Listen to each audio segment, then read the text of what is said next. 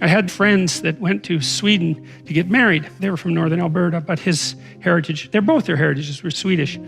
And in this ceremony, they did this cool thing as they were being married, and they had to hold a candle up between them, right, while they were being married. And you think, okay, what's the candle? It's a source of illumination, right? It's a source of enlightenment. It's the candle that you put on Christmas trees in Europe. So it's the light that emerges in the darkness in the depth of winter. It's a symbol of life in darkness. It's the reemergence of the sun at the darkest, coldest time of the year. And so the candle's all that. And then the next question is, why do you hold it above you? And the answer is because what's above you is what you're below to. So it simplifies something transcendent. And so why do you both hold on to it? Because you're both supposed to hold on to the light, right? And you're supposed to be subordinate to the light. And so you ask, who's in charge in a marriage? Well, the light. That's the idea. So you come together as one thing. You're no longer two things. It isn't what's good for you, and it's not what's good for your wife. It's what's good for the marriage. And the marriage is about the combined being, which is the reassembly of the original hermaphroditic being at the beginning of time. That's the idea. And so it's also an antidote to the idea that women taken out of men, which is obviously the reverse of the biological process, by the way, makes women in some sense subordinate to men. And there's something else that's associated with it too. And there's an idea that, you know, in Sleeping Beauty goes to sleep. And the reason she goes to sleep is because you have to remember what happens is she has parents who are quite old. And so they're pretty desperate to have a child, like so many people are now. And they only have one child, like so many people do now. And they don't want anything to happen to this child. Because like, hey, it's a miracle. And there's only one of them. And she's the princess. And so it's like, we're not letting anything around her. So they have a big christening party. And they invite everybody. But they don't invite Maleficent. And Maleficent is the terrible mother. She's nature.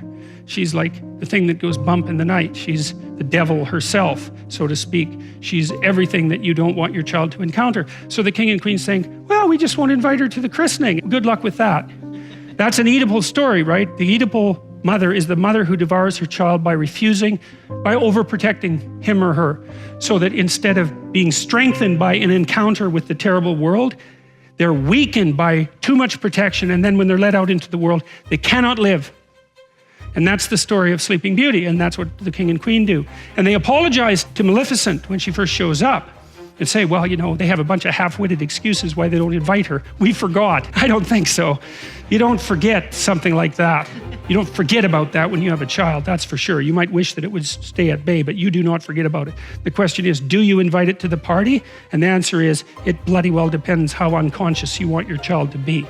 And if you want your child to be unconscious, well, then you have the added advantage that maybe they won't leave home. And so you can take advantage of them for the rest of your sad life instead of going off to find something to do for yourself. And then, of course, you can take revenge on them if they do have any impetus towards courage that you sacrificed yourself 30 years ago and want to stamp out as soon as you see it develop in your child. That's another thing that would be quite pleasant. None of this is pleasant, and nothing that happens in that story is pleasant. So Sleeping Beauty, she's naive as hell. They put her out in the forest and have her raised by these three like goody two-shoes fairies that are also completely devoid of any real potency and power, right? There's nothing maleficent about them.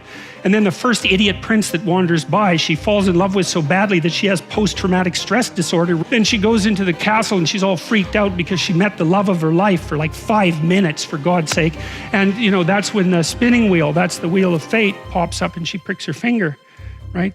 They try to get rid of all the spinning wheels. They try to get rid of all the wheels of fate with their pointed end, but she finds it. She wants to be unconscious, and no bloody wonder. She was protected her whole life. She's so damn naive that her first love affair just about kills her. She wants to go to sleep and never wake up. And so that's exactly what happens. And then she has to wait for the prince to come and rescue her. Well, you think, how sexist can you get, that story?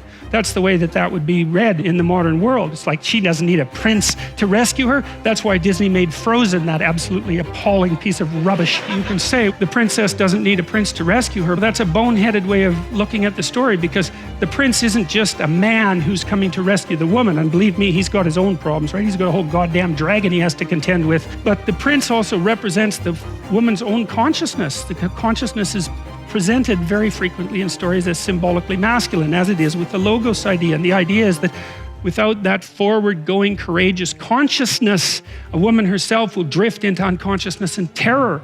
Sleeping needs a man to wake her up, and of course, just like a man needs a woman to wake him up, it's the same damn thing. That's the dragon fight in Sleeping Beauty.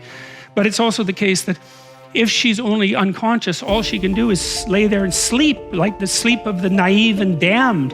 She has to wake herself up and bring her own consciousness, her own masculine consciousness into the forefront so that she can survive in the world. And of course, women are trying to do that like mad, but that's partly what's represented in the story like that.